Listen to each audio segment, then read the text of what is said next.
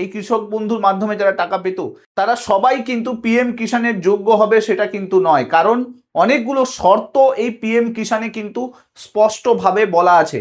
প্রথম কথা, পরিবারের একজনই শুধুমাত্র পিএম কিষাণ পাবে, অন্য কেউ কিন্তু পাবে না।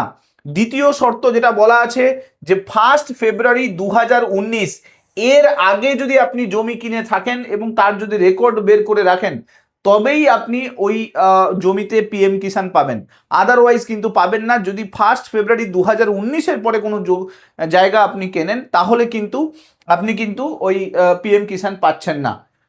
রেকর্ড আপনার 1 ফেব্রুয়ারি 2019-এর আগে হতে হবে। 3 নম্বর যেটা বলা আছে যে পিএম কিষাণ চালু হওয়ার সঙ্গে সঙ্গে, মানে কালকে চালু হচ্ছে, চালু হওয়ার সঙ্গে সঙ্গে কৃষক বন্ধু সম্পূর্ণভাবে বন্ধ হয়ে যাবে।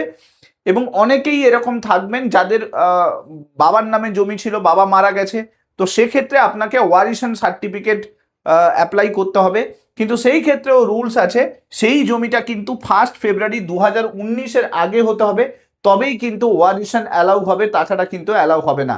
তার মানে বুঝতেই পারছেন এই পিএম কিষাণে অনেক শর্তের কথা কিন্তু বলে দেওয়া